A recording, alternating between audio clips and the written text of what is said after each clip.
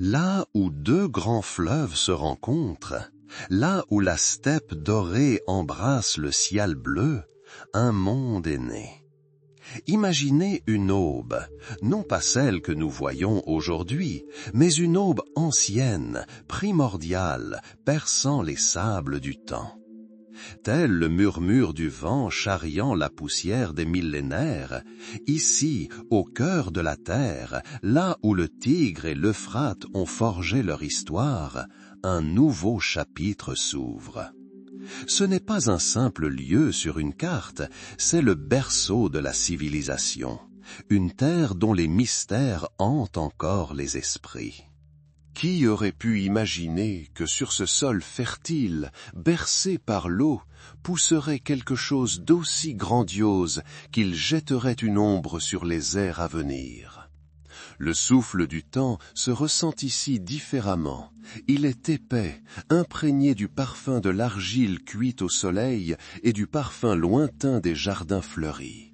Ici, à l'aube de l'histoire humaine, la première civilisation urbaine est née, tissant sa toile complexe de briques d'argile, de lois et de rêves. Les murmures des siècles résonnent dans chaque grain de sable, dans chaque pierre posée au soleil. Que recèle cette terre? Qu'est-ce qui la rend si spéciale, si éternelle? Écoutez attentivement, et peut-être entendrez-vous l'écho de ceux qui ont vécu ici bien avant nous. Le silence précède le changement, et le temps s'écoule à nouveau plus vite. Là où deux grands fleuves se rencontrent, là où la steppe dorée embrasse le ciel bleu, un monde est né. Imaginez une aube, non pas celle que nous voyons aujourd'hui, mais une aube ancienne, primordiale, perçant les sables du temps. Tel le murmure du vent charriant la poussière des millénaires. Ici, au cœur de la terre, là où le Tigre et l'Euphrate ont forgé leur histoire, un nouveau chapitre s'ouvre. Ce n'est pas un simple lieu sur une carte, c'est le berceau de la civilisation, une terre dont les mystères hantent encore les esprits.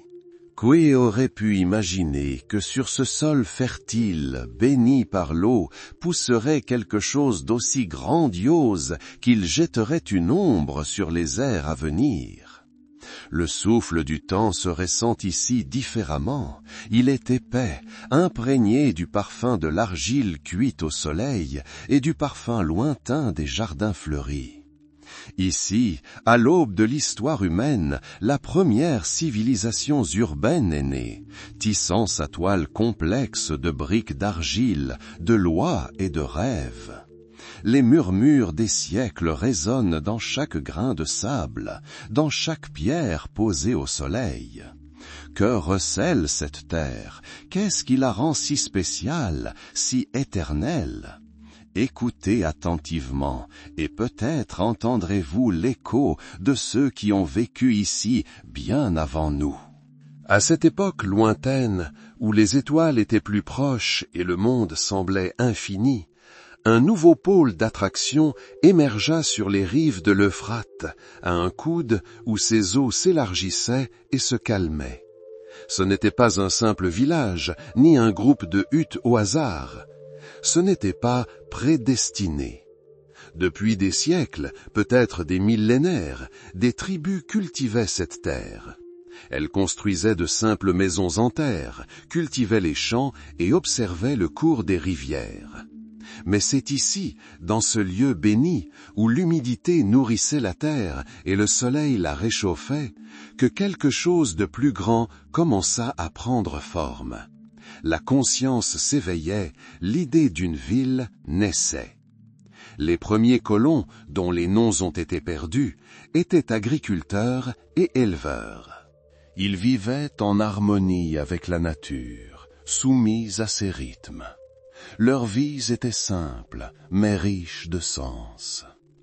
Ils construisaient des canaux pour canaliser les eaux de l'Euphrate jusqu'à leurs champs. Ils observaient le mouvement du soleil pour déterminer le moment des semailles et des récoltes. Leurs croyances étaient étroitement liées aux forces de la nature. La fertilité de la terre, la générosité des rivières, le ciel menaçant. Ils vénéraient les dieux qui présidaient à ces éléments et leur offraient de modestes offrandes. Mais peu à peu, de cette coexistence pacifique émergea une nouvelle réalité. La population augmenta. Des artisans apparurent, potiers, tisserands, forgerons. Le commerce commença à se développer. Des marchandises rares arrivèrent d'ailleurs, et en échange, céréales, laine et produits argileux furent exportés. Avec la croissance démographique et la complexité de la vie sociale, le besoin d'ordre, de loi et de gouvernance apparut. C'est alors, au confluent de l'Euphrate, que le cœur de la future grande cité commença à prendre forme. Imaginez les premiers bâtiments, non pas de grands temples, mais de simples et robustes maisons construites en briques d'argile séchées au soleil. Leurs murs étaient épais pour protéger de la chaleur torride du jour et de la fraîcheur de la nuit. Les rues étaient étroites, sinueuses, parfois couvertes de poussière, parfois de boue après les pluies. Mais cette simplicité suggérait déjà une vocation. L'agencement des maisons, des ateliers et des lieux de réunion avait été planifié. La place centrale, cœur de la future cité, commença à prendre forme. On s'y réunissait pour échanger des nouvelles, négocier des accords et célébrer des fêtes. Les premiers temples, certes modestes, dédiés aux principaux dieux, y furent probablement érigés. Leurs murs étaient décorés de motifs simples, sculptés dans l'argile. Les prêtres, gardiens du savoir et des traditions, jouèrent un rôle de plus en plus important dans la vie de la communauté. Cette période fut marquée par un développement lent mais constant. La ville s'étendit non seulement en largeur, mais aussi en profondeur. Des couches sociales se formèrent. Des chefs militaires et des administrateurs apparurent. Les années passèrent. Les générations se succédèrent, et chacune contribua au développement de la nouvelle colonie. Ils construisirent de nouvelles maisons, renforcèrent les murs et améliorèrent les systèmes d'irrigation. Une attention particulière fut portée au fleuve. L'Euphrate était source de vie, mais aussi une force de la nature qu'il fallait maîtriser. Les peuples apprirent à prévoir les crues et à construire des barrages et des digues pour réguler le débit de l'eau. Cela exigeait effort collectif, organisation et discipline. C'est cet effort collaboratif, au bénéfice de toute la communauté, qui posa les fondements de l'État. Progressivement, le village au confluent de l'Euphrate acquit des caractéristiques qui le distinguèrent des villages ordinaires. Ses habitants commencèrent à reconnaître leur singularité, leur lien avec ce lieu si particulier. Ils lui donnèrent un nom qui, tel un murmure porté par le vent, se répandit dans les environs. Ce fut la naissance d'Amar, un mot qui ne portait pas encore l'écho d'un grand empire, mais qui préfigurait déjà son avenir. À chaque nouvelle génération, à chaque nouvelle construction, la ville s'organisait, se complexifiait. Ses habitants commençaient à se sentir appartenir à quelque chose de plus grand qu'une simple famille ou une tribu. Ils étaient citoyens d'Amar. Cette nouvelle identité, née au bord de deux rivières, devint le fondement de ses accomplissements futurs. L'ascension d'Amar ne fut pas rapide, mais inexorable, comme le mouvement du soleil dans le ciel.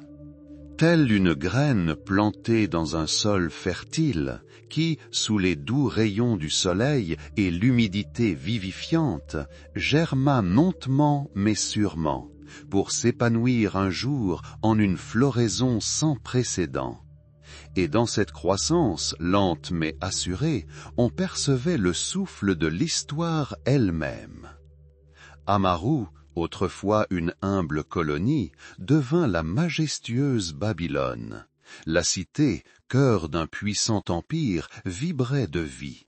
Son nom résonnait de hauts faits, promesse d'un pouvoir inébranlable. Le soleil, tel une pièce d'or, glissait sur le ciel azur, illuminant les majestueux murs de briques d'argile trempés par la sueur et la persévérance de générations. L'air était empli des arômes d'épices émanant des bazars animés, se mêlant aux effluves d'argile fraîche et de poussière soulevées par des milliers de pas. Les rues de Babylone étaient des artères animées, parcourues d'un flot de personnes, de marchandises et d'idées.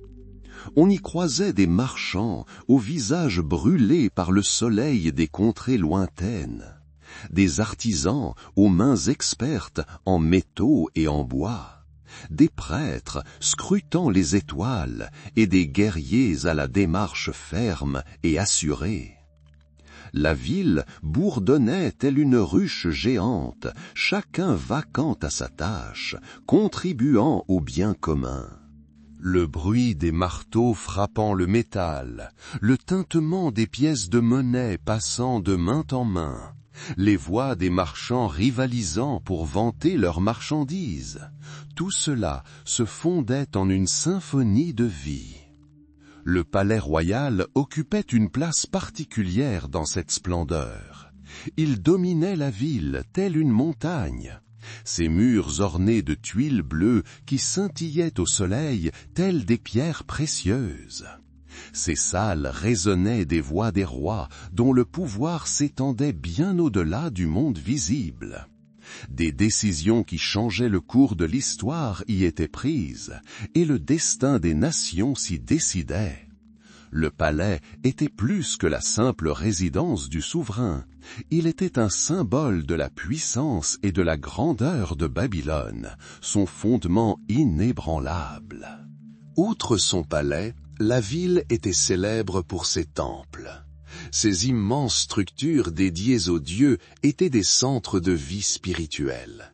Les prêtres y accomplissaient leurs rituels, offraient des prières et cherchaient à comprendre la volonté du ciel.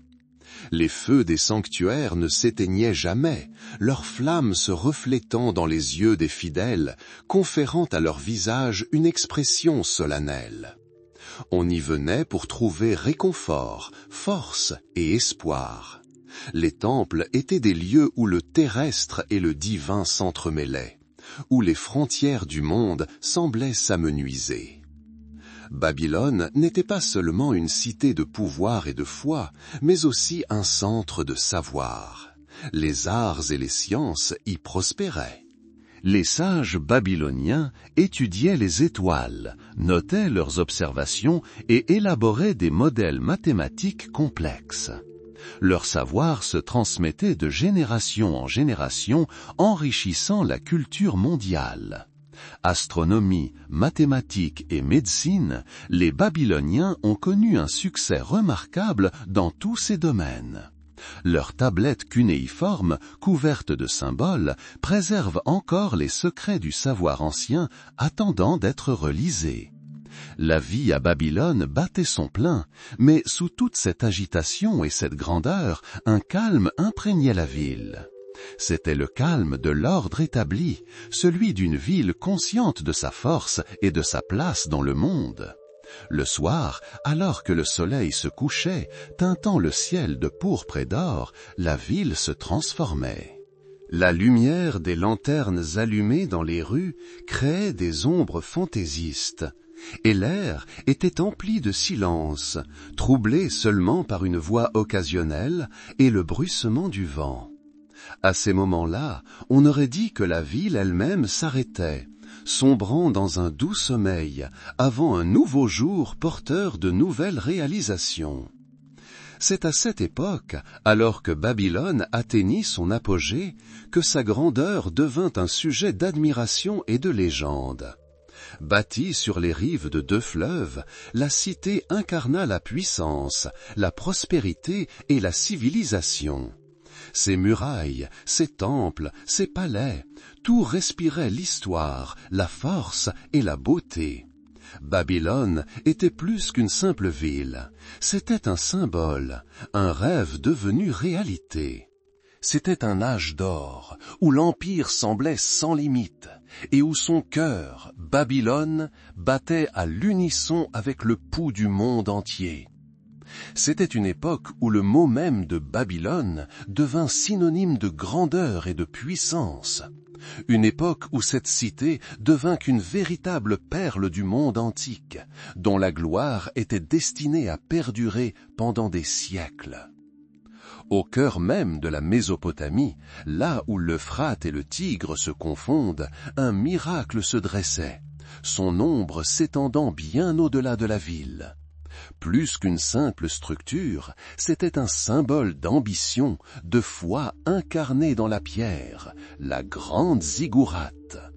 Sa base, carrée et inébranlable, semblait ancrée dans la terre elle-même, absorbant la force des millénaires. À chaque niveau s'élevant vers le ciel, elle devenait plus fine, plus gracieuse, comme tendue vers les dieux. Ces terrasses, telles des marches géantes, menaient vers les confins du monde, là où, selon les anciens, résidait le divin. Les rayons du soleil glissaient sur ces briques d'argile, jouant avec les ombres et la lumière, transformant le colosse en un être vivant et respirant. À midi, lorsque le soleil était à son zénith, la ziggoura semblait embrasée, dégageant une chaleur perceptible même de loin. La nuit, sous le manteau étoilé, elle devenait une silhouette énigmatique, se découpant nettement sur le ciel velouté. On aurait dit que l'univers lui-même nous observait, reflété dans sa beauté monumentale. Chaque brique, soigneusement cuite et posée, racontait sa propre histoire. Celle des artisans dont les mains accomplirent ce miracle, celle des ouvriers dont le dos fléchit sous le poids de leur travail, celle des prêtres dont les prières montèrent jusqu'au ciel. C'était la création de l'esprit humain, osant toucher le divin, construire un pont entre la terre et le ciel. La ziggourate était plus qu'un simple temple, c'était le centre de la vie, un lieu où le profane et le sacré se croisaient. C'est là que se déroulaient cérémonies, sacrifices et rituels pour apaiser les dieux et assurer la prospérité de la cité. Son sommet, couronné d'un sanctuaire, était le lieu où les prêtres tenaient leur veillée nocturne, observant les mouvements des étoiles et interprétant leurs signes secrets. Le bruit de la ville, l'agitation des rues, le murmure des voix, tout cela demeurait en bas, au pied de la montagne sacrée. Ici, sur les terrasses de la ziggoura, régnait une atmosphère particulière. L'air était plus pur, les pensées plus claires et l'âme plus apaisée. Le vent, caressant doucement les murs de pierre, emportait avec lui les parfums de l'encens et des herbes, créant un arôme unique qui pénétrait jusqu'au cœur. À chaque nouveau niveau, s'élevant toujours plus haut, on se sentait s'éloigner des préoccupations terrestres et se rapprocher de l'éternité. C'était un voyage de l'âme, une métaphore de l'ascension spirituelle, de la quête de la perfection. Les enfants, venant ici avec leurs parents, contemplaient les marches gigantesques, les yeux écarquillés, rêvant d'attendre un jour le sommet. Les adultes, levant les yeux vers le ciel, ressentaient à la fois humilité et fierté devant la capacité de l'esprit humain à créer des structures aussi grandioses. Le concept architectural incarné par la ziggoura était véritablement révolutionnaire. Il n'existait nulle part ailleurs. C'était une décision audacieuse, défiant à la fois la nature et la tradition. L'absence d'angle droit, les lignes douces et ascendantes, l'impression d'un mouvement ascendant constant, tout cela créait une image unique. On aurait dit que la ziggoura n'était pas ancrée au sol, mais planait dans les airs, portée par la seule force de son concept. Pendant des siècles, la ziggoura est restée inébranlable, témoignant de la grandeur de Babylone. Elle a survécu aux guerres, aux inondations et aux dynasties, mais son image est restée inchangée, gravée dans la mémoire des générations. Même lorsque ses murs ont commencé à s'effondrer sous l'assaut du temps, sa légende a perduré, inspirant bâtisseurs et rêveurs. La grande ziggoura était plus qu'un simple édifice. Elle incarnait l'aspiration humaine, au ciel, à la connaissance de l'inconnu, au contact avec le divin. Son mystère continue de passionner les esprits, nous poussant à admirer le génie des anciens et à réfléchir aux vérités éternelles qu'ils cherchaient à graver dans la pierre. Et tous ceux qui se tenaient à ses pieds sentaient s'éveiller en eux quelque chose d'ancien et d'éternel, s'élevant vers la lumière. Un changement d'air approche, tel un souffle de vent à travers la steppe. Babylone, cité de sable et d'argile, ne connaissait pas la paix. Sa grandeur semblait avoir atteint son apogée, mais l'âme humaine aspire toujours plus loin, vers l'impossible. C'est alors, à la fin du 7e siècle avant Jésus, alors que la puissance de l'Empire atteignait des sommets sans précédent, qu'une légende naquit, qui allait transcender les siècles. Celle de jardins paradisiaques, s'étendant là où la vie semblait impossible. Imaginez le cœur de Babylone, non pas des marchés animés, ni des palais majestueux, mais quelque chose d'autre. Quelque chose qui captivait l'imagination même des habitants les plus sophistiqués. Ce n'était pas de simples jardins, mais un écosystème tout entier construit contre toutes les lois de la nature. L'imagination évoque des images. Des terrasses en gradins s'élevant vers le ciel, chacune dissimulant un monde intérieur. Un monde de verdure, de fleurs et d'eau murmurante. Un monde tout droit sorti d'un mythe. Ces jardins n'étaient pas seulement décoratifs, ils étaient des symboles. Symboles de pouvoir, de richesse et surtout de génie technique. La ville, située dans la Mésopotamie chaude et aride, trouva soudain sa propre oasis. Et pas n'importe quelle oasis, mais un paradis luxuriant et fleuri, où les arbres projetaient leur ombre sur la terre brûlante, et où les fleurs exhalaient des parfums merveilleux se mêlant à l'odeur de la terre humide. La légende raconte que ces jardins furent créés sur ordre du roi Nabuchodonosor II. Il régna sur Babylone à l'apogée de sa gloire, et son souhait était une loi.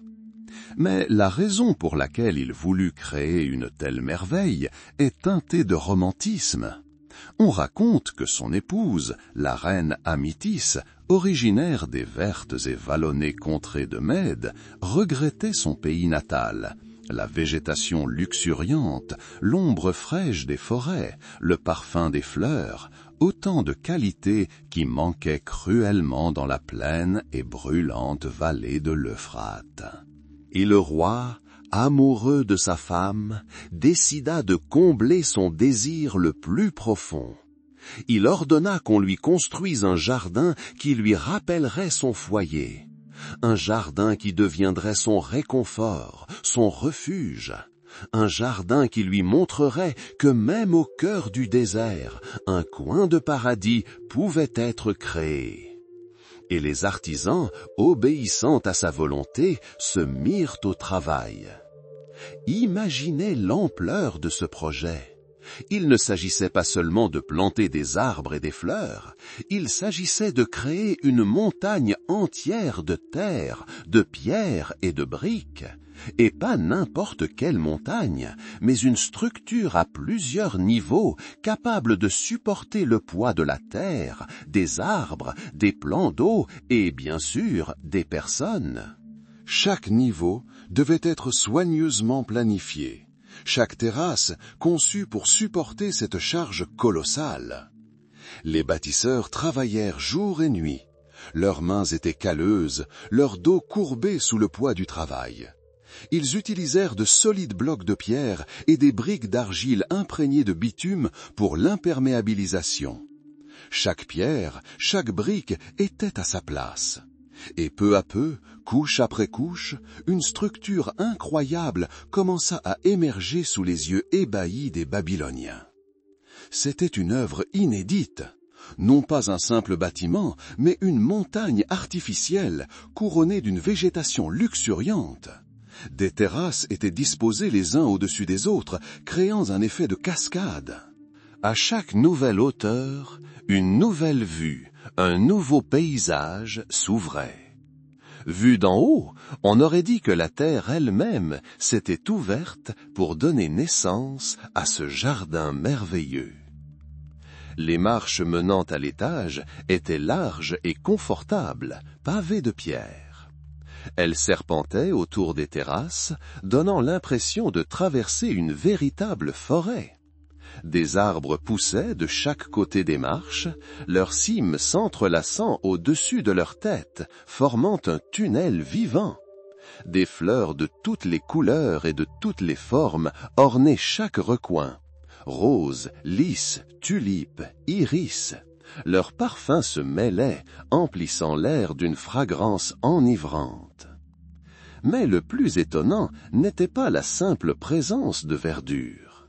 Ce qui l'était le plus, c'était la façon dont cette verdure était entretenue. Après tout, Babylone est un lieu où la pluie est rare et le soleil impitoyable. Comment l'eau atteignait-elle le sommet de ces terrasses? Comment nourrissait-elle les racines des arbres centenaires, dont les troncs semblaient rivaliser avec les colonnes des temples? C'est ici que le véritable génie des bâtisseurs antiques s'est révélé. Une ingéniosité technique surpassant tout ce qui avait été connu auparavant. Ils n'ont pas simplement construit une montagne, ils ont créé un système d'irrigation complexe. Un système qui a élevé l'eau de l'Euphrate à des hauteurs vertigineuses. C'était un véritable mystère. Comment y parvenait-il?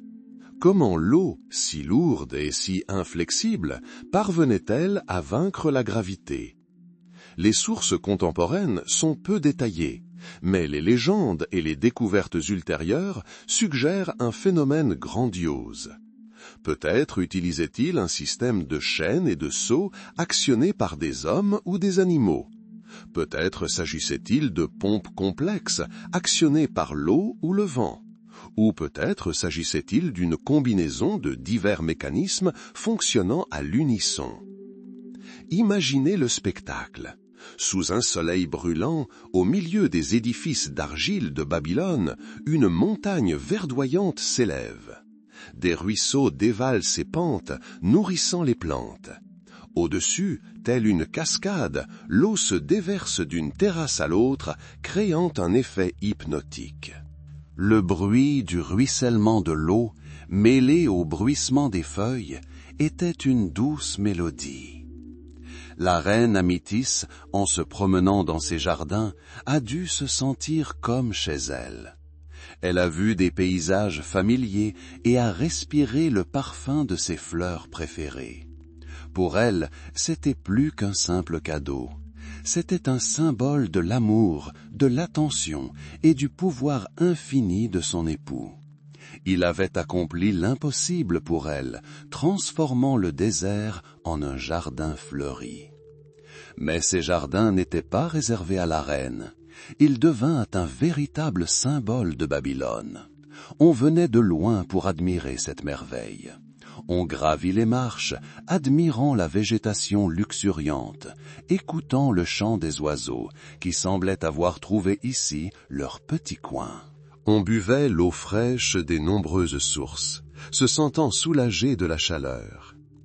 Les jardins suspendus de Babylone sont devenus l'incarnation d'un rêve de paradis sur terre, un lieu où échapper aux dures réalités de la vie, où nature et génie humain fusionnent. Il témoignait de ce dont l'homme est capable lorsqu'il est animé par un grand dessein et un amour infini. Et même aujourd'hui, alors qu'il ne reste que des ruines de ces jardins, leur légende perdure, nous inspirant et nous rappelant la grandeur du passé. Le silence sembla envelopper Babylone avant même que le mouvement ne commence. L'air se figea, empli du pressentiment du changement, et le temps, tel un souffle retenu, reprit son cours rapide. La légende des jardins suspendus, paradis créé pour la reine, captivait l'imagination. Mais était-ce vraiment le cas? Une illusion tissée de mots ou une réalité tangible s'élevant au-dessus des toits d'argile? Les historiens ont tendance à penser que les jardins suspendus, s'ils ont existé, relevaient davantage d'un projet d'ingénierie grandiose que d'une vision mystique. La reine Amytis elle-même, fille du roi de Mède, rêvait des collines verdoyantes de sa patrie. Babylone, étendue dans une vallée plate et chaude, était loin de sa demeure. Son mari, Nabuchodonosor II, qui régna au 7e siècle avant Jésus, chercha à lui offrir du réconfort en recréant un morceau de sa demeure au cœur même de son empire. Imaginez ces jardins. Plus qu'un simple massif de fleurs, mais une structure à plusieurs niveaux s'élevant au-dessus du sol. Des terrasses, telles les marches d'un escalier géant, s'élevaient les unes au-dessus des autres. Chaque terrasse était recouverte d'une épaisse couche de terre, maintenue en place par d'imposants murs de briques. Arbres, arbustes et fleurs poussaient sur ces murs, comme sur des piédestaux. Les arbres les plus hauts, leurs cimes touchant le ciel, fournissaient de l'ombre, tandis que les plantes plus petites formaient des tapis végétaux dévalant en cascade. L'eau, élément vital du désert, fut la clé de ce miracle. Comment fut-elle transportée jusqu'à de telles hauteurs? Les légendes évoquent des systèmes complexes de canalisation, peut-être en plomb ou en terre cuite. L'eau était puisée dans l'Euphrate, le puissant fleuve qui alimentait Babylone, et acheminée jusqu'au niveau supérieur grâce à d'ingénieux mécanismes. Peut-être s'agissait-il de vis d'Archimède, actionnés à la main ou par la force animale. Ou peut-être s'agissait-il de pompes plus complexes, fonctionnant selon des principes hydrauliques. Imaginez le son, le murmure de l'eau, incessant et apaisant.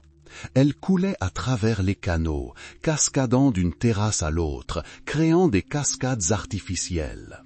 Ce son, mêlé au bruissement des feuilles, au parfum des fleurs et au chant des oiseaux, sans doute amenés ici, créait une atmosphère de paix et de luxe. C'était une oasis dans une ville de pierre, un lieu où l'on pouvait oublier le soleil brûlant et les rues poussiéreuses. L'architecture de ces jardins est également saisissante. Les fondations étaient vraisemblablement massives pour supporter l'énorme poids de la terre, des arbres et de l'eau. Les briques, cuites pour atteindre la résistance de la pierre, constituaient le principal matériau de construction. Du bitume et des roseaux ont peut-être également été utilisés pour l'imperméabilisation, empêchant l'humidité de pénétrer les structures situées en dessous. Chaque niveau a été conçu pour créer l'illusion d'un paysage naturel, une montagne recouverte de verdure. Nabuchodonosor, souverain réputé pour ses projets de construction grandiose, aurait pu réaliser ce rêve. Son règne marqua l'âge d'or de Babylone, une époque où la cité devint l'un des sites les plus magnifiques du monde antique. Il construisit temples, palais et remparts. Les jardins suspendus auraient été l'apogée de ses ambitions architecturales, symbole de sa puissance et de son amour pour la reine. Mais il existe un autre point de vue. Certains érudits pensent que les jardins suspendus, tels que décrits par les Grecs anciens, se trouvaient en réalité non pas à Babylone, mais dans une autre ville, Ninive, capitale de l'Empire assyrien. Ils citent des découvertes archéologiques qui, selon eux, correspondent aux descriptions des jardins, mais se situent bien au nord de Babylone. À Ninive, sous le règne de Sennachérib, un siècle avant Nabuchodonosor, des structures grandioses furent également érigées. Imaginez cette ville différente. Construite sur des collines, elle aurait pu se prêter mieux à la création de jardins à plusieurs niveaux. Les solutions techniques étaient peut-être similaires, mais le paysage a peut-être facilité leur mise en œuvre. Si tel est le cas, la légende des jardins suspendus de Babylone a peut-être été attribuée à tort à la capitale de l'Empire chaldéen, alors qu'elle faisait en réalité référence à un miracle assyrien. Quel que soit leur emplacement, les jardins suspendus sont devenus un symbole de l'ingéniosité humaine et de la quête de beauté. Ils incarnaient un rêve d'harmonie entre nature et civilisation, un refuge contre les rigueurs du monde. Ce rêve, qui a traversé les âges, continue de vivre dans notre imaginaire, nous poussant à rechercher les traces de ce paradis perdu. La vérité se situe peut-être quelque part entre les deux. Des jardins ont peut-être existé à Babylone, mais ils étaient moins grandioses que la légende le décrit. Ou peut-être était-ce une combinaison de diverses structures qui produisaient un effet similaire. L'histoire, comme les ruines antiques, conserve souvent ses secrets, ne nous laissant que des échos de sa gloire passée. Quoi qu'il en soit, l'image des jardins suspendus demeure saisissante. Elle évoque une végétation luxuriante, le murmure de l'eau et la fraîcheur de l'ombre. Elle rappelle que même dans les conditions les plus difficiles, l'esprit humain est capable de créer la beauté et de rechercher la perfection. Et cette beauté, même si elle n'est qu'une illusion fugace, a marqué l'histoire d'une empreinte indélébile. L'eau, source de vie, a toujours été une ressource précieuse dans les terres baignées de soleil. Là où l'Euphrate et le Tigre ont donné naissance à la civilisation, l'eau était synonyme de prospérité. Sans elle, les terres fertiles se transformaient en poussière et les villes en ombres fantomatiques. Les anciens peuples de Mésopotamie l'avaient compris mieux que quiconque. Leur histoire est celle d'une lutte pour le contrôle des voies navigables, celle d'un génie de l'ingénierie né d'une nécessité absolue. Imaginez des étendues infinies asséchées par la chaleur du jour. Chaque ruisseau, chaque source valait son pesant d'or.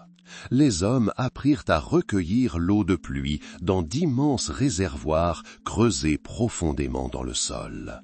Ils construisirent des barrages d'argile et de pierre pour maîtriser les crues printanières tumultueuses.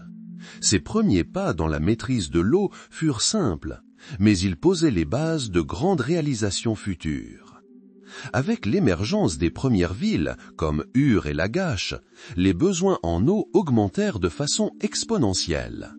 Elle était nécessaire non seulement pour boire et irriguer les champs, mais aussi pour l'artisanat et pour assurer la vie des populations en pleine expansion. L'ère des canaux commença. Grands et petits, larges et étroits, ils perçaient la terre comme des veines, apportant l'humidité vitale des rivières aux champs et aux villes. Ce travail exigeait un effort incroyable. Des milliers de personnes peinaient sous un soleil de plomb, creusant, étayant les berges et créant des canaux pour l'eau. Mais le véritable essor de l'ingénierie eut lieu à l'époque de Babylone. La cité, cœur d'un puissant empire, avait besoin d'un approvisionnement en eau fiable. Et les ingénieurs babyloniens se surpassèrent. Ils ne se contentèrent pas de creuser des canaux, ils créèrent des systèmes hydrauliques complets. Des roues hydrauliques, actionnées par la force animale ou même par le vent, élevaient le niveau de l'eau. Les moulins à eau, que nous associons souvent à des époques ultérieures, ont peut-être également trouvé leur utilité à Babylone, contribuant à l'irrigation des jardins et des champs.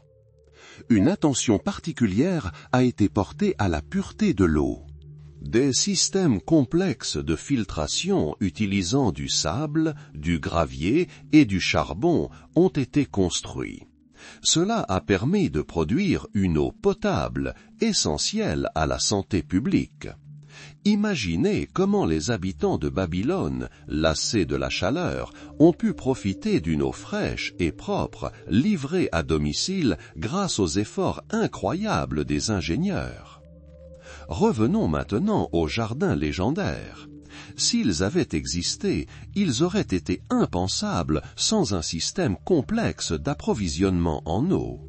Comment l'eau pouvait-elle être transportée sur des dizaines de mètres en amont pour nourrir les plantes poussant sur les terrasses? Les ingénieurs babyloniens utilisaient probablement des pompes, peut-être basées sur le principe de la vis d'Archimède, ou des systèmes complexes de gouttières et d'aqueducs. Chaque arrosage nécessitait des calculs précis et un travail acharné.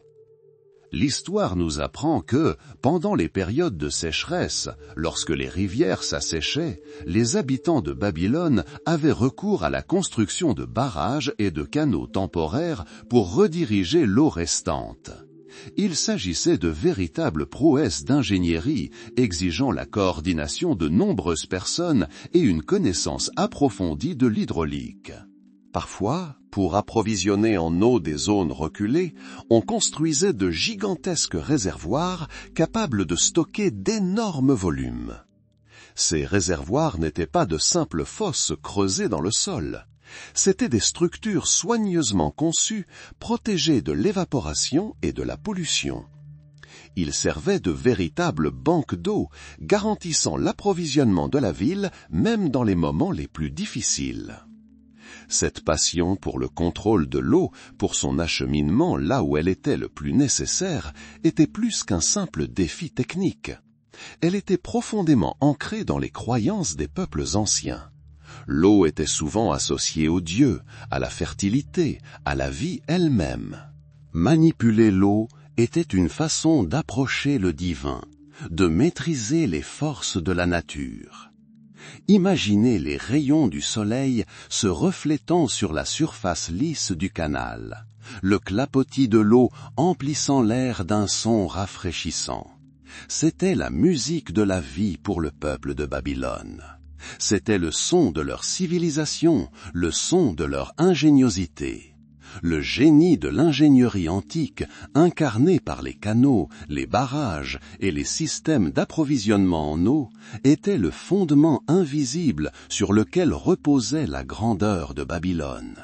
Sans lui, il n'y aurait eu ni jardin luxuriant, ni champs florissants, ni empire puissant. C'était l'eau de la vie, et les anciens savaient la dompter. Au-dessus des surfaces lisses des canaux reflétant le ciel infini, où les jours cédaient la place aux nuits et où les étoiles traçaient leurs chemins éternels, les Babyloniens cherchaient des réponses. Leur regard levé était plus qu'une simple curiosité, c'était un désir profond de comprendre l'ordre du monde, de démêler les plans des dieux qui, croyaient-ils, guidaient les mouvements des corps célestes. L'astronomie à Babylone était plus qu'une simple science, c'était une philosophie, une religion, une partie intégrante de leur vie. Chaque reflet sur l'eau, chaque changement d'aspect de la lune, chaque mouvement des corps célestes, tout cela comptait. Imaginez le ciel nocturne au-dessus des terres brûlantes de Mésopotamie. Des milliers et des milliers d'étoiles, tels des diamants, parsemaient l'obscurité veloutée. Parmi elles se trouvaient des constellations familières que les Babyloniens avaient depuis longtemps appris à reconnaître et à nommer. Ils y voyaient les figures de dieux, de héros et de créatures mythiques. Ces motifs célestes étaient pour eux une sorte de carte, un guide pour leur vie. Les astronomes babyloniens étaient des observateurs patients et infatigables. Ils passaient de longues heures, parfois même des nuits, avec leurs instruments primitifs, mais étonnamment précis, enregistrant chaque mouvement, chaque nuance de lumière. Ils créèrent des calendriers complexes basés sur les cycles de la lune et du soleil. Ces calendriers étaient bien plus que de simples chronomètres. Ils déterminaient les périodes des semailles et des récoltes, le calendrier des fêtes religieuses et des cérémonies importantes. La vie de la cité, son rythme, son bien-être, tout était étroitement lié à la danse céleste. Lorsque la lune était croissante et lumineuse, elle symbolisait la prospérité et l'abondance. Son déclin, au contraire, pouvait être source d'anxiété, nous rappelant la fragilité de l'existence terrestre. Une attention particulière était portée aux éclipses. Ces phénomènes naturels, à la fois effrayants et fascinants, étaient perçus comme des présages. Les prêtres astronomes babyloniens les enregistraient méticuleusement, tentant d'en dégager des schémas et d'en prédire l'occurrence. Ils croyaient pouvoir détecter et interpréter les signaux envoyés par les dieux. Cela exigeait non seulement de l'observation, mais aussi une compréhension approfondie des mathématiques. Les Babyloniens étaient d'habiles mathématiciens. Leur système numérique, basé sur le principe sexagésimal, leur permettait d'effectuer des calculs complexes. Leurs observations astronomiques étaient remarquablement précises pour leur époque. Ils pouvaient prédire les mouvements des planètes avec une grande certitude. Cette connaissance n'était pas simplement abstraite, elle avait une portée pratique. Les astronomes servaient à la cour royale, conseillant sur les affaires d'État, prédisant les jours favorables aux campagnes militaires ou aux grands projets de construction. Les étoiles n'étaient pas seulement un guide dans la nuit, mais aussi une source de sagesse, un guide pour l'action. Sur leurs tablettes d'argile, gravées en cunéiforme, nous trouvons des traces de ces observations. Chaque inscription est un minuscule fragment d'une mosaïque assemblée au fil des siècles. Il décrivait le lever et le coucher du soleil, les phases de la lune, ainsi que la visibilité de Vénus et d'autres planètes. Il connaissait l'existence des comètes, sans toutefois pouvoir en expliquer la nature. Ce savoir fut transmis de génération en génération, devenant la base de nouvelles découvertes. En contemplant les étoiles, les Babyloniens ressentaient un lien avec quelque chose de plus grand que la simple vie terrestre. Ils voyaient dans le cosmos le reflet de leur propre société, de son ordre et de son harmonie. L'astronomie les a aidés à mettre de l'ordre dans le chaos et à trouver un sens à un monde en mutation. C'est cette quête de connaissance qui les a poussés à aller de l'avant, malgré toutes les difficultés et tous les défis auxquels leur grande civilisation était confrontée. Dans le silence de la nuit, sous la voûte scintillante du ciel, les sages babyloniens poursuivaient leur dialogue éternel avec les étoiles, tissant leurs mouvements mystérieux dans la trame de leur vie et de leur histoire. Cette sagesse était née de l'observation, de la patience et d'un profond respect pour les forces incompréhensibles de l'univers. Chaque nouvelle étoile révélée à leur regard, chaque nouveau motif découvert dans le ciel leur apportait une compréhension nouvelle. À l'ombre des grands, de la grandeur au déclin. La sagesse céleste, gravée sur des tablettes d'argile, éclairait le chemin de Babylone, mais même les étoiles les plus brillantes ne pouvaient prédire les changements à venir. La cité, bâtie sur 2 fleuves qui devinrent son sillon vital, ressentait le pouls du monde, mais ce pouls devint de plus en plus irrégulier. De majestueuses zigouras dressées vers le ciel semblaient des forteresses imprenables, mais elles aussi n'étaient pas insensibles au souffle de l'histoire. De nouvelles puissances surgirent, les dirigeants des terres changèrent, et l'ombre des conquérants s'allongea. Par moments, l'air au-dessus de Babylone semblait s'épaissir, empli d'un pressentiment. Le bruissement des palmiers dans les jardins royaux, autrefois une berceuse apaisante, ressemblait désormais à un murmure anxieux. Les rivières qui avaient nourri et protégé la ville pendant des siècles coulaient désormais sans permission, leur cours aussi inexorable que le passage du temps. Imaginez la puissance qui entourait cette cité. Les rois, assis sur leur trône, entourés de faste et de richesses, croyaient en l'inviolabilité de leur ordre. Chaque jour était rythmé par des rituels, des cérémonies et des démonstrations de pouvoir. De majestueuses processions parcouraient les larges rues, leurs pas résonnant bruyamment sur les murs de pierre. L'encens fumait, ses arômes se mêlant à l'odeur de la poussière et du soleil brûlant. Mais même dans ces instants de gloire suprême, quelque part à la périphérie de la conscience, se cachait la conscience de la fragilité. La grandeur, comme toute fleur, a son temps d'épanouissement. Les conquérants, dont les noms n'étaient pas encore gravés sur des dalles de granit, se préparaient déjà. Leur regard était rivé sur le rayonnement de Babylone, ses richesses, sa position stratégique. Le vent d'Est soufflant non seulement la poussière du désert, mais aussi l'annonce de nouvelles hordes, de nouvelles ambitions.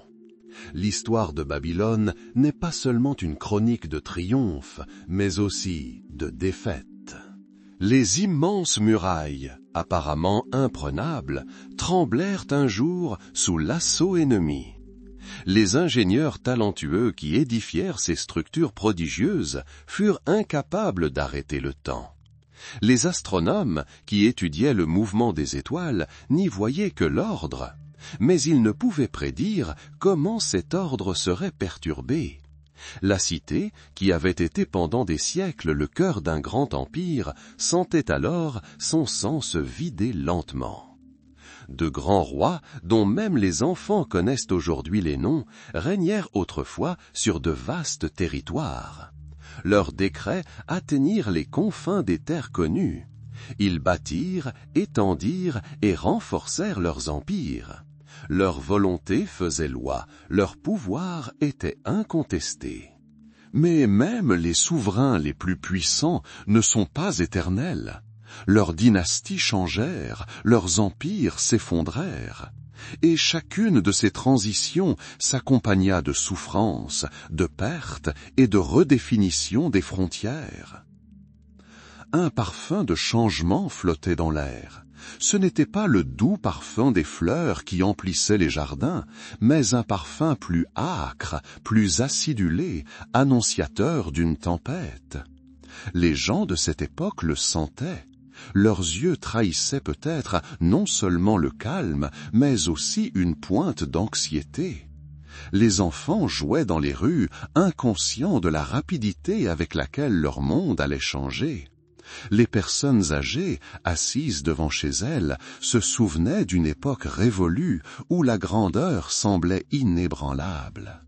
Cité bâtie sur l'argile et l'eau, elle avait toujours été connectée à la nature.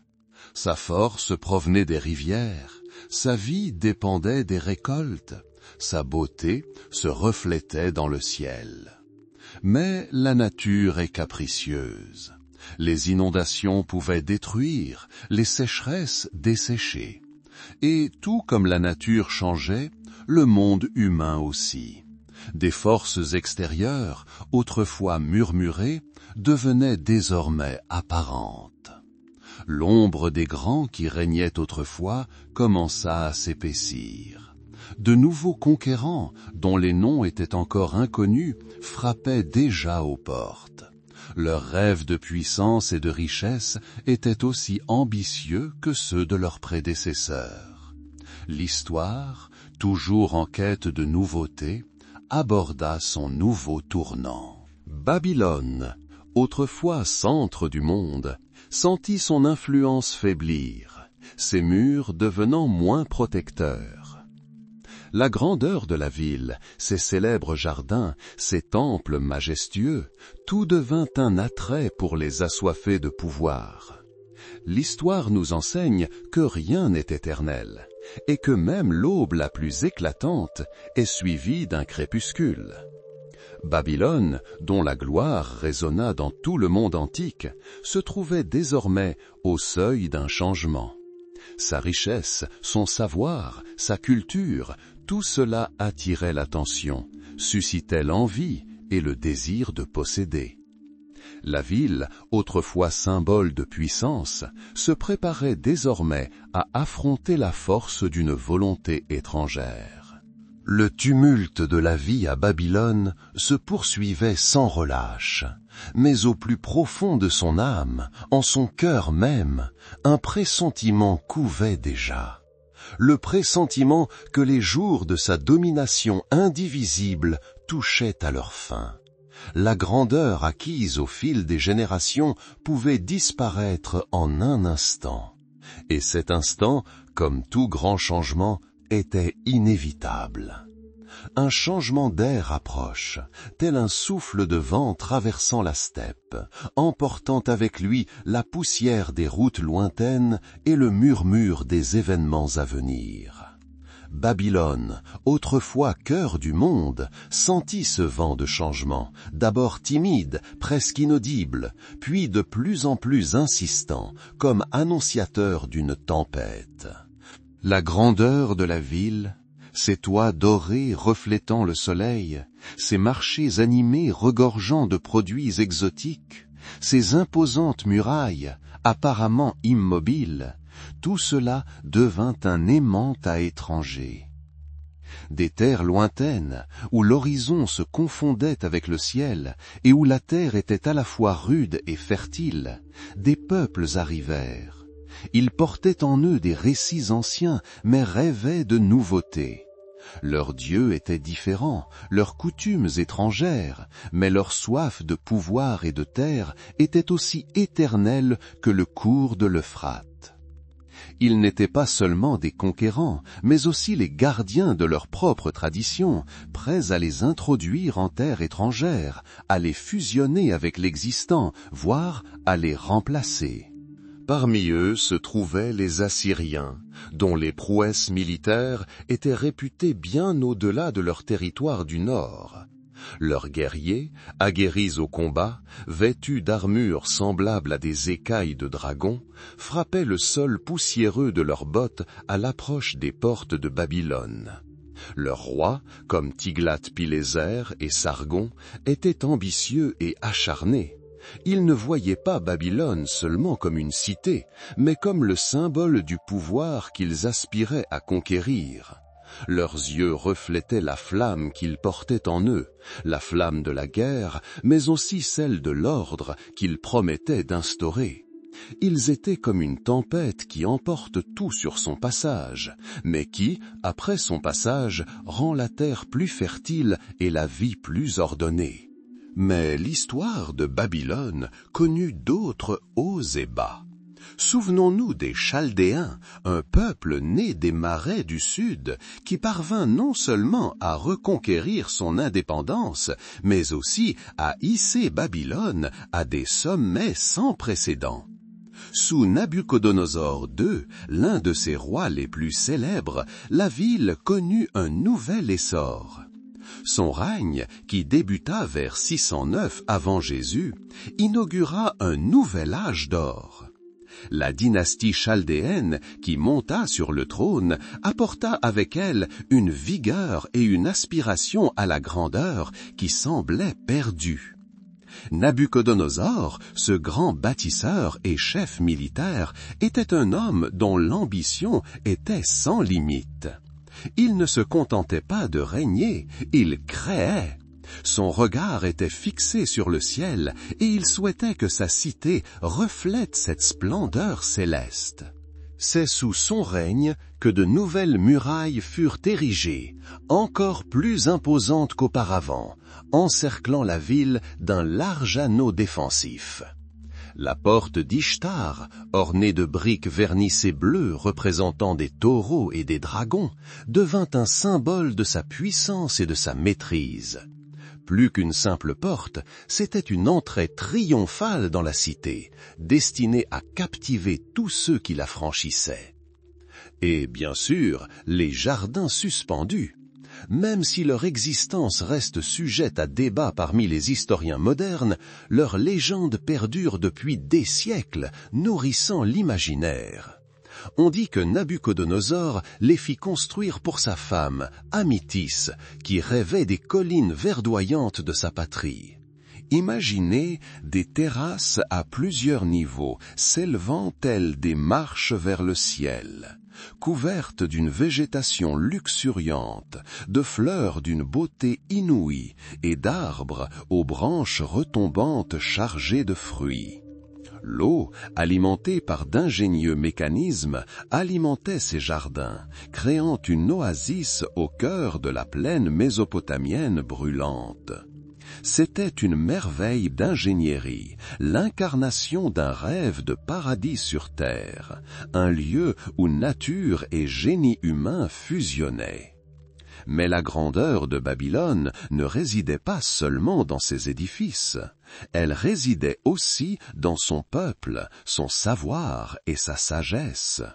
Les prêtres et les érudits babyloniens étaient les gardiens du savoir antique. Ils observaient les étoiles, enregistraient leurs mouvements, prédisaient les éclipses et compilaient des calendriers. Leur astronomie n'était pas seulement une science, mais aussi une partie intégrante de leur religion, un moyen de comprendre les plans des dieux. Leurs tablettes cunéiformes, conservées dans leur bibliothèque, contenaient des connaissances en médecine, en mathématiques, en droit et en littérature. Elles étaient comme des phares éclairant la voie des autres peuples. Cependant, comme tout grand royaume, Babylone ne pouvait rester éternellement au sommet de sa puissance. Des forces extérieures, autrefois de simples ombres lointaines, prenaient désormais corps et âme. L'histoire, tel un fleuve, cherche toujours un nouveau cours, et ce nouveau cours venait de l'Est. L'Empire perse, s'élevant sous la conduite de Cyrus le Grand, devint la nouvelle puissance dominante de la région. Cyrus, dont le nom devint synonyme de sagesse et de justice, était plus qu'un simple conquérant. C'était un homme d'État qui comprenait que la véritable puissance résidait non seulement dans la force des armes, mais aussi dans la capacité à gouverner les peuples conquis dans le respect de leur culture et de leurs croyances. Lorsque l'armée perse s'approcha de Babylone en 539 avant Jésus, la cité n'était plus le géant invincible qu'elle avait été. Les conflits internes, les difficultés économiques et peut-être même l'affaiblissement de son esprit d'antan, tout cela l'affaiblit. Cyrus le Grand entra à Babylone non pas en destructeur, mais en libérateur. Selon une version, il détourna l'Euphrate et en barra les eaux, permettant ainsi à ses troupes d'entrer dans la ville par son lit asséché. D'autres sources affirment que la ville capitula sans combattre, ouvrant ses portes au majestueux roi perse. Quoi qu'il en soit, ce fut la fin de l'indépendance babylonienne, mais pas la fin de l'histoire de Babylone. Les Perses, arrivés au pouvoir, ne détruisirent pas la ville. Au contraire, ils préservèrent nombre de ses institutions, de sa structure administrative et de son patrimoine culturel. Babylone devint l'une des capitales du vaste empire perse, continuant de jouer un rôle important. Des rois perses, comme Darius Ier, restauraient même certains de ces magnifiques édifices. Cependant, le centre du pouvoir s'était déplacé. Le cœur de l'empire battait désormais dans d'autres cités, Suse et Persépolis. Babylone conserva son importance, mais elle n'était plus la seule ni la principale. C'était une époque où les conquérants devenaient des gardiens, et ces derniers s'intégraient à un monde nouveau et plus vaste. Les dynasties se succédaient comme les vagues sur le rivage. Après les Perses vinrent les Grecs, menés par Alexandre le Grand. Alexandre, fasciné par la grandeur de Babylone, projeta d'en faire la capitale de son empire. Il entreprit même de restaurer la ziggoura d'Etemenanki, celle-là même qui aurait inspiré la légende de la tour de Babel. Mais sa vie prit fin trop tôt, laissant la ville et ses rêves en suspens. Puis vinrent les Séleucides, suivis des Parthes et des Romains. Babylone, autrefois un puissant empire, devint elle-même un objet de pouvoir et d'influence. Sa population changea, ses langues se mêlèrent.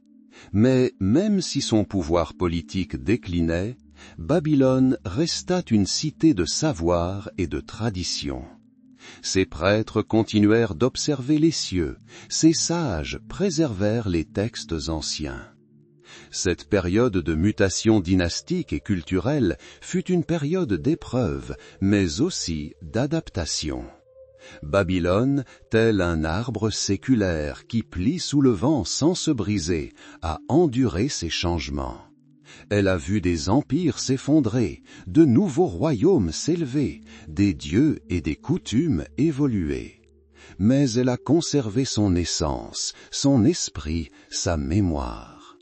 C'était une époque où l'histoire, tel un maître tisseron, a tissé les fils de différents peuples, créant un monde nouveau, plus complexe. Et dans ce tableau, Babylone, même après avoir perdu sa domination passée, a continué de briller telle une pierre précieuse, rappelant la grandeur possible et les changements inévitables. Le dernier souffle de Babylone. Le temps est inexorable, et même les murs les plus solides, apparemment éternels, succombent à sa force destructrice. La cité, autrefois cœur de puissants empires, sentait désormais le souffle froid du changement. Une nouvelle ère s'ouvrait, et avec elle un nouveau souverain. La Perse, dont la domination s'étendait des montagnes lointaines à la mer Bleue, jetait son regard sur l'antique Mésopotamie. Le roi Cyrus le Grand, dont le nom était devenu synonyme de conquête, s'approcha des murs de Babylone.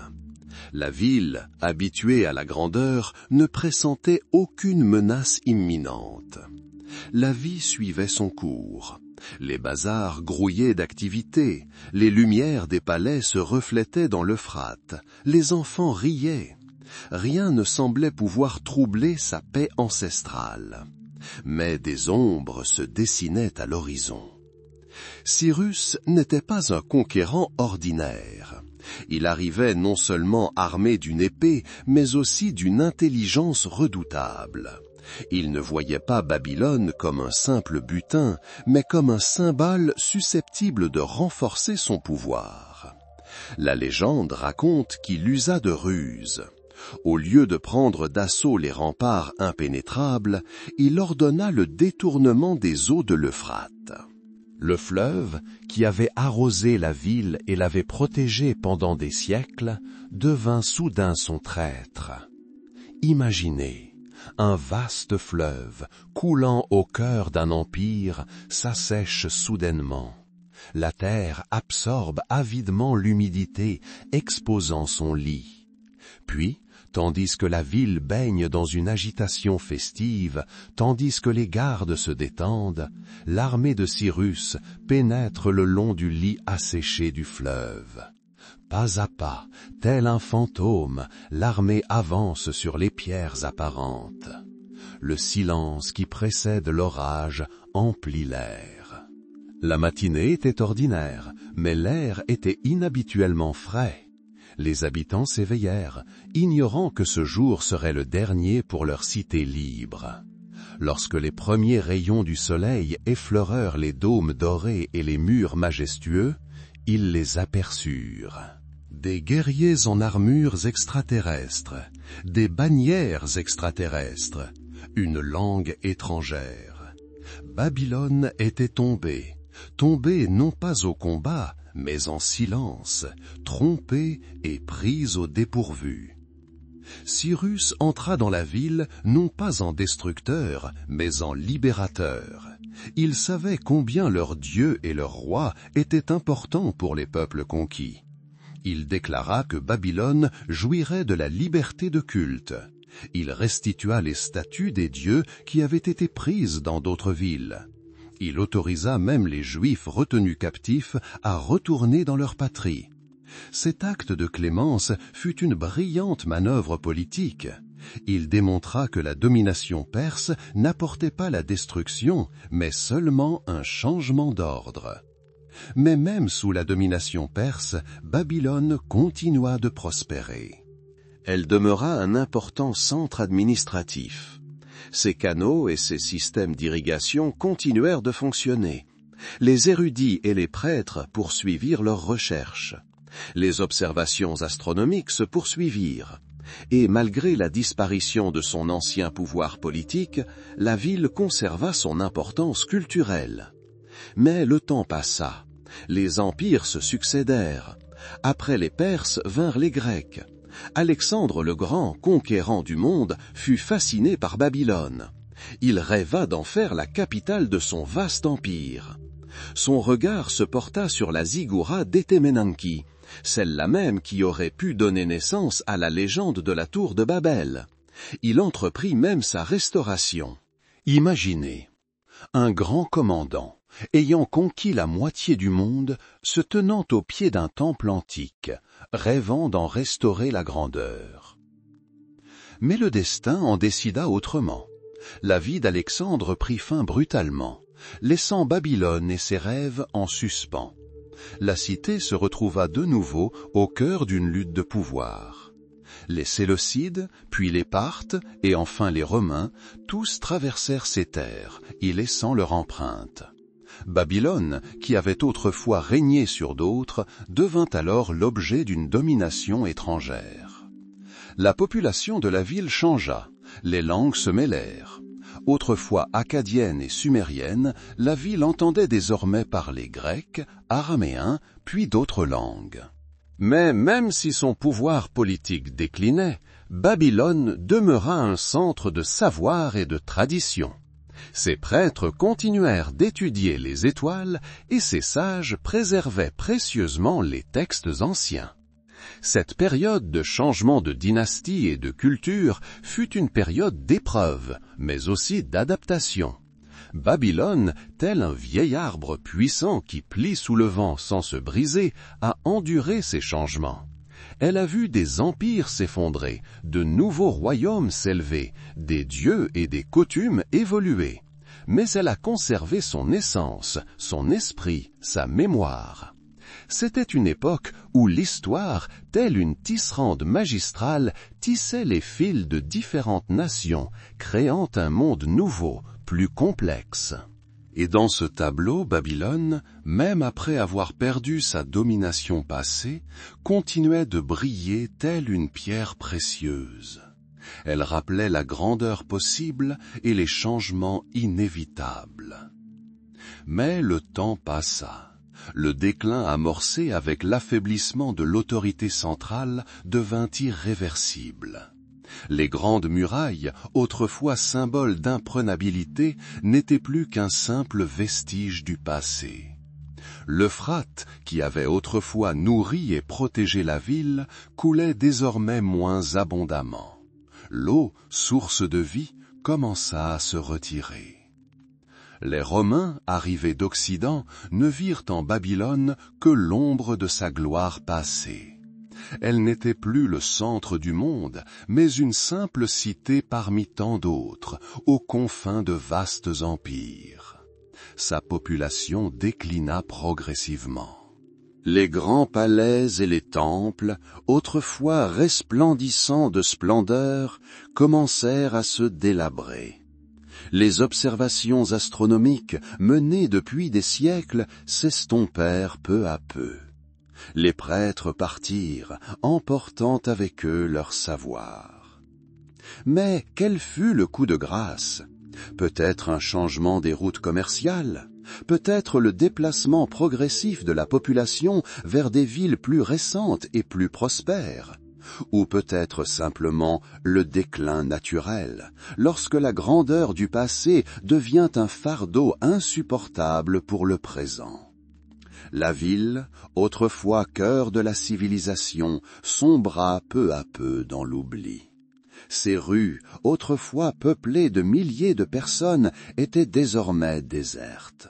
Le vent soufflait à travers les ruines, charriant la poussière des siècles.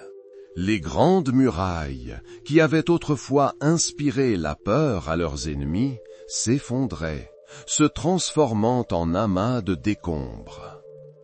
Le dernier souffle de Babylone fut silencieux. On n'entendit ni rugissement de bataille, ni cri de conquérant. Seul un lent déclin, le murmure discret du temps subsistait.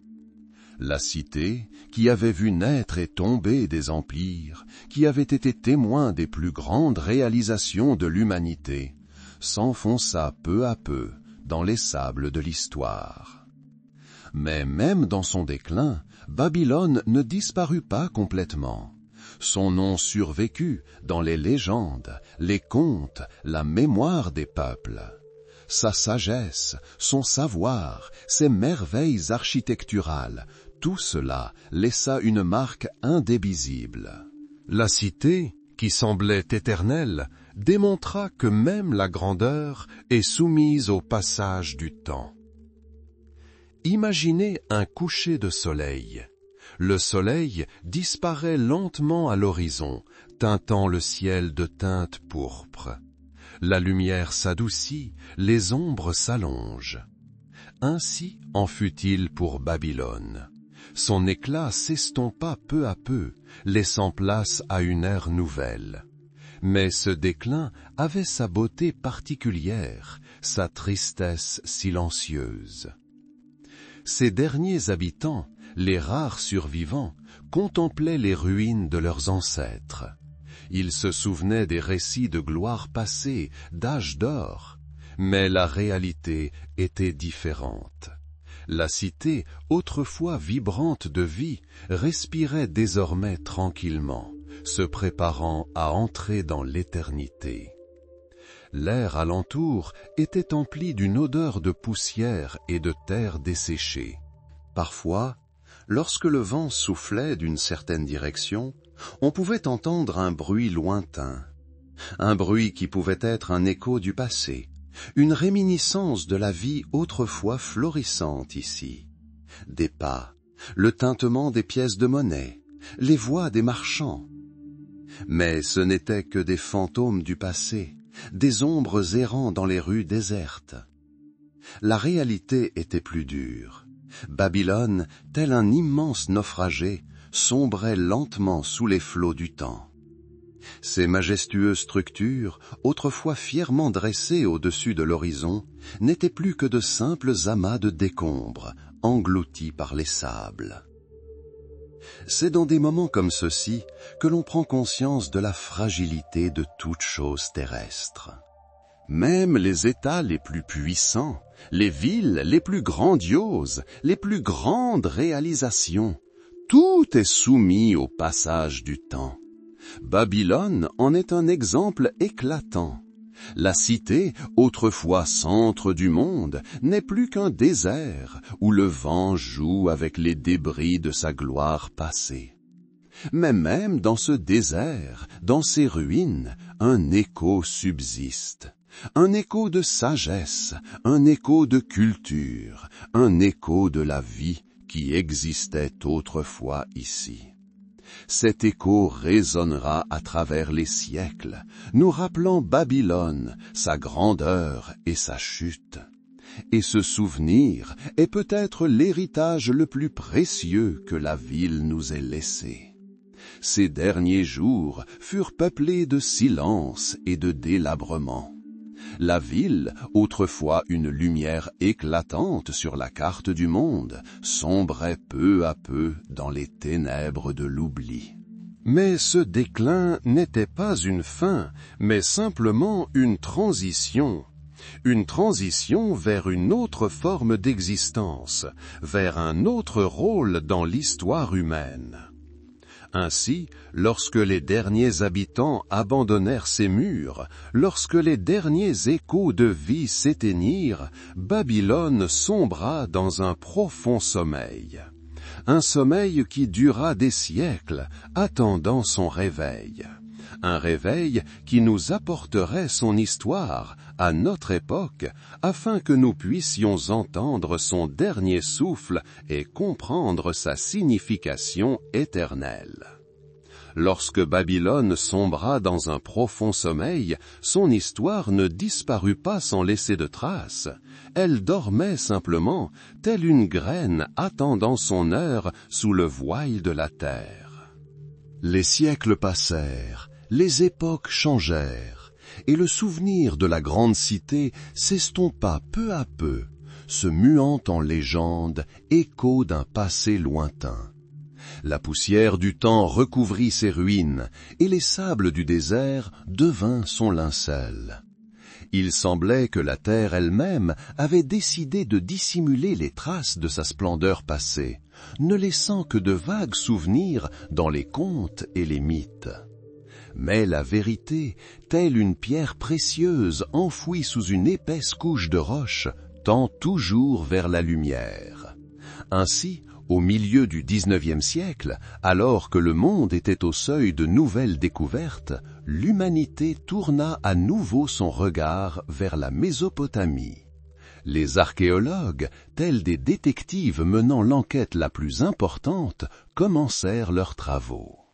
C'était une époque où l'étude du passé faisait ses premiers pas hésitants, où les fouilles relevaient davantage de l'aventure que de l'investigation méthodique. Armés de pelles et convaincus du pouvoir de la curiosité humaine, les scientifiques se mirent en route vers l'endroit où, selon la légende, se dressait autrefois Babylone.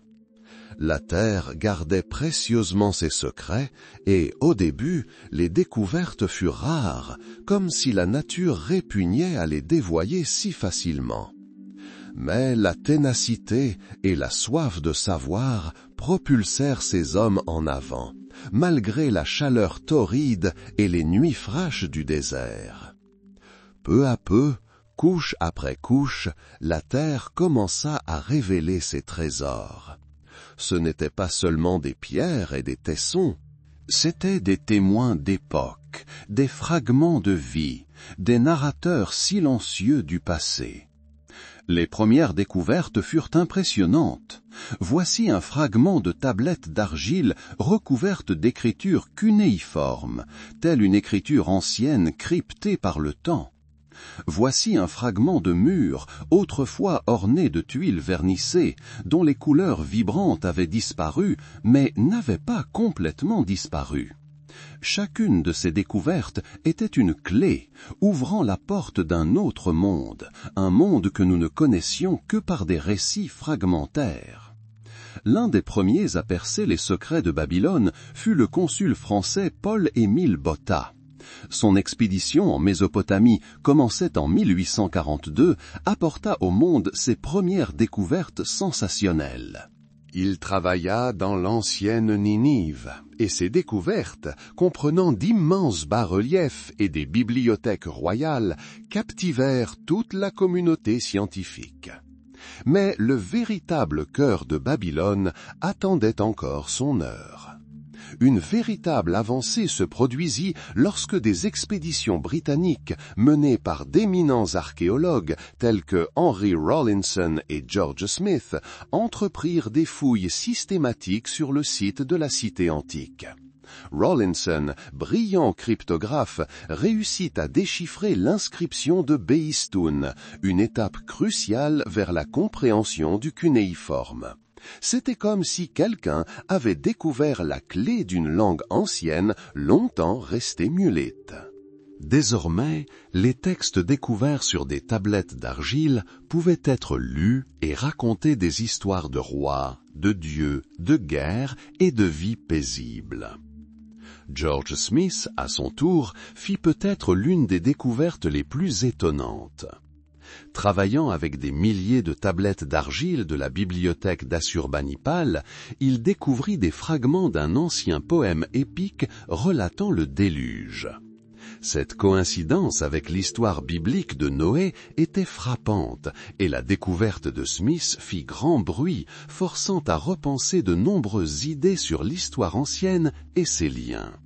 Ces tablettes, telles les pages d'un livre oublié, révélaient un monde empli de mythes, de légendes et d'une profonde sagesse. Les fouilles à Babylone, notamment celles entreprises par des archéologues allemands dirigés par Robert Koldewey à la fin du XIXe siècle, ont donné des résultats véritablement monumentaux. Koldewey, architecte et archéologue expérimenté, a abordé le sujet avec une méthode remarquable. Il ne s'est pas contenté de creuser. Il a reconstitué mentalement une image du passé en s'appuyant sur chaque détail découvert. Son équipe a mis au jour les vestiges de structures magnifiques, jusque-là connues uniquement par des sources écrites.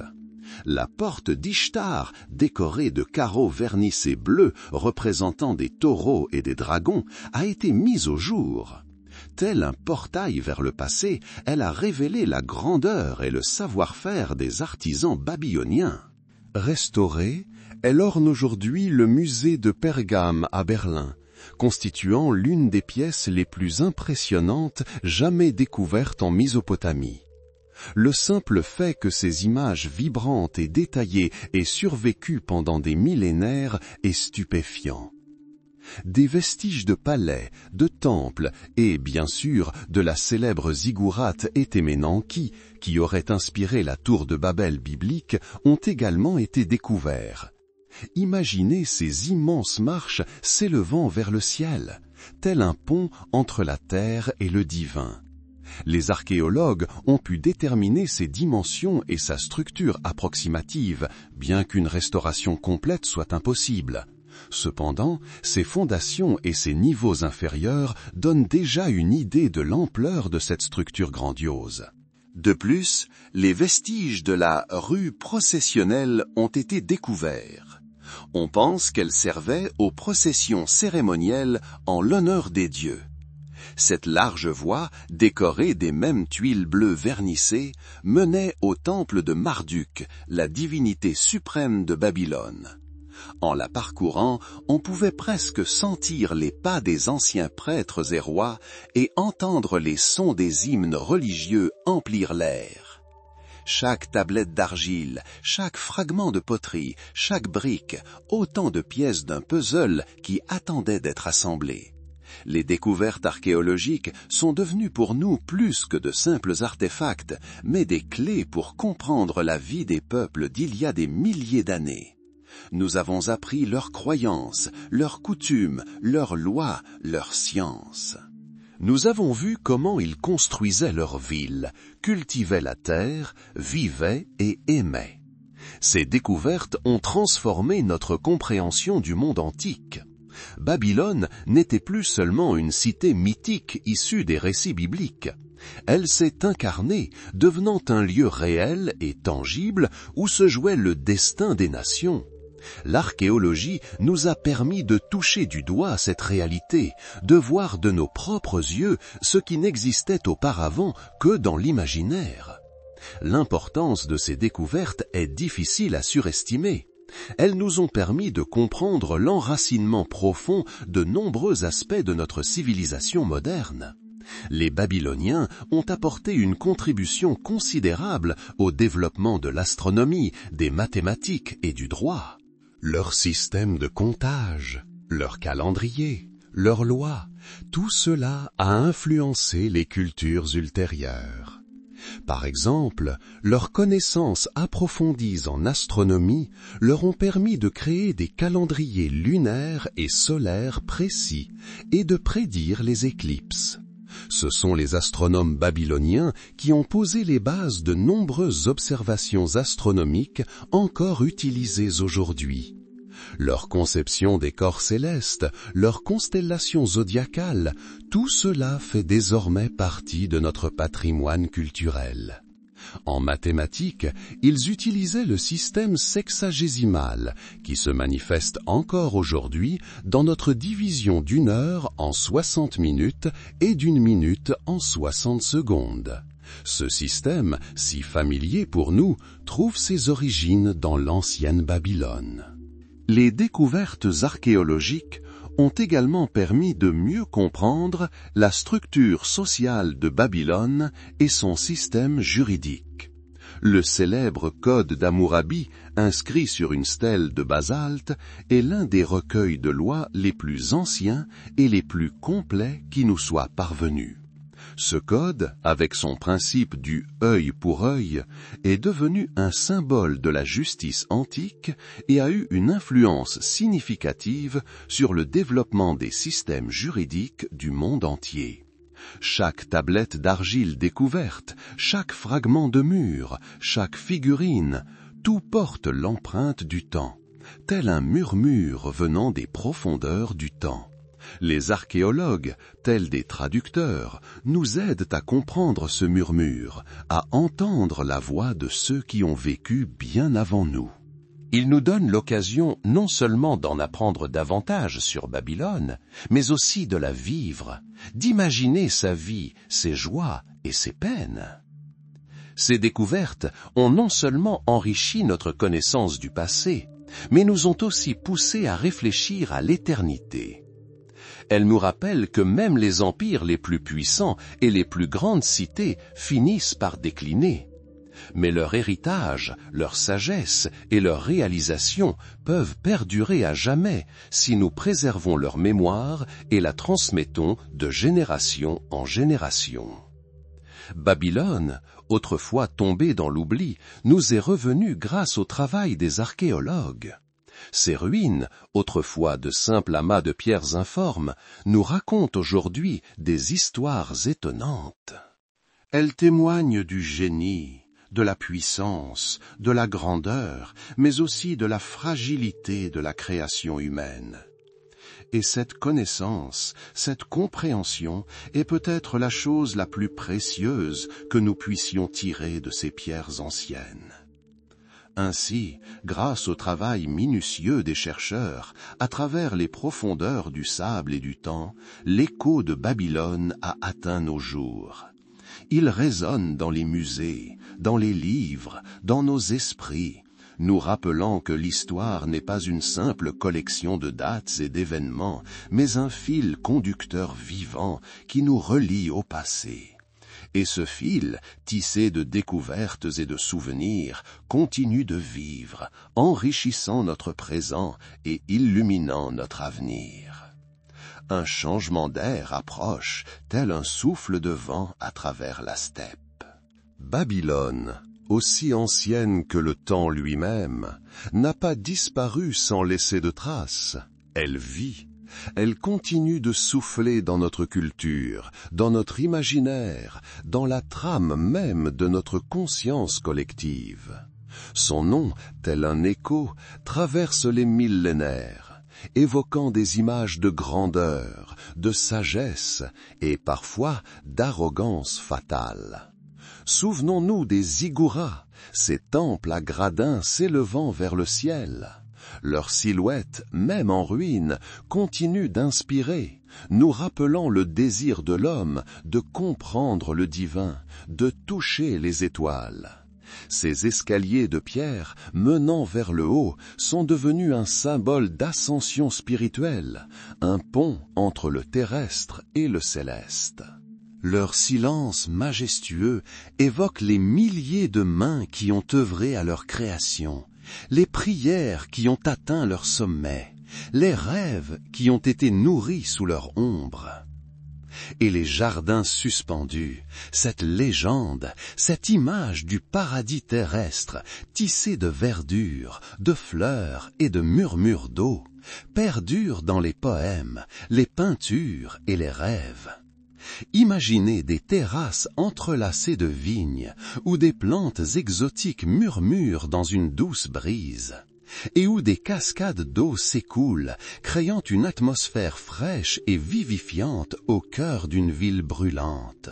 Si l'emplacement exact et l'existence même de ces jardins restent sujets à débat, leur image est fermement ancrée dans la culture mondiale comme symbole d'une beauté inaccessible, métaphore du luxe et de la sophistication, et incarnation de la capacité humaine à transformer la nature et à créer des miracles. Ils sont devenus le symbole de la possibilité de créer, même dans les conditions les plus difficiles, une oasis de vie et de beauté. L'astronomie babylonienne, avec ses observations des mouvements des étoiles et des planètes, a posé les bases des découvertes scientifiques futures. Les tablettes cunéiformes, contenant des calculs et des prédictions précis, étonnent encore par leur profondeur et leur précision. Ces anciens sages, observant le ciel nocturne, ne voyaient pas seulement des points scintillants, mais un monde complexe et ordonné, imprégné de motifs. Leur travail, leur quête pour comprendre les rythmes célestes, n'était pas un simple exercice académique, mais une quête profondément spirituelle, une tentative de trouver leur place dans l'univers. Ils nous ont laissé une carte du ciel étoilé qui, bien qu'elle ait évolué au fil du temps, continue de nous guider sur le chemin de la connaissance. Cet héritage, ce savoir, perdure, nous rappelant notre place parmi les étoiles. Et bien sûr, le droit. Les lois babyloniennes, et notamment le célèbre code d'Hammurabi, sont devenus le fondement de nombreux systèmes juridiques. Le principe œil pour œil, dent pour dent, bien qu'apparemment sévère, constituait un pas vers l'instauration de la justice et de l'ordre dans la société. Il s'agissait de créer un système où chacun connaissait ses droits et ses responsabilités, où l'arbitraire n'avait pas sa place. Cet ensemble de règles ancestrales, gravées dans la pierre, est devenu un témoignage de la manière dont les individus s'efforçaient d'organiser leur vie et de créer un cadre de coexistence. Il nous rappelle que le désir de justice est inhérent à l'humanité depuis des temps immémoriaux. La langue de Babylone, l'akkadien, avec sa grammaire et son vocabulaire riche, perdure à travers les dialectes et les emprunts. Tels des graines, les mots se répandent à travers le monde, s'enracinant dans d'autres langues. La littérature babylonienne, poèmes épiques, mythes et hymnes, inspire écrivains et poètes et continue de résonner sous de nouvelles formes. L'épopée de Gilgamesh, ce monument littéraire antique, avec ses thèmes d'amitié, de perte et de quête d'immortalité, continue de toucher le cœur des lecteurs. Elle évoque les expériences humaines éternelles, nos peurs et nos espoirs, et le désir de laisser une trace dans ce monde. Les images de Babylone imprègnent l'art. Sa grandeur et sa chute, ses mythes et légendes deviennent les sujets de peinture, de sculpture et de composition musicale. Inspirés par les ruines et les récits, les artistes tentent de retranscrire l'esprit de cette grande cité dans leurs œuvres. Elle apparaît à nous sous diverses formes, tantôt symbole de puissance et de richesse, tantôt avertissement sur la fragilité de l'accomplissement humain, tantôt lieu mystérieux et énigmatique. Et dans nos rêves, dans nos fantasmes, Babylone perdure. Elle devient le décor de romans, de films et de jeux vidéo. C'est une ville qui nous attire par son antiquité, son mystère, son statut légendaire. Elle nous apparaît comme un portail vers le passé, une occasion de toucher du doigt quelque chose de grand et d'oublié.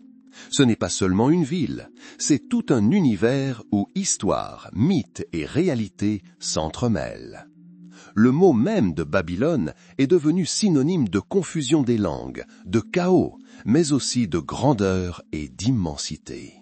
Ce mot porte l'empreinte de siècles d'histoire, écho à la fois de grandeur et de tragédie.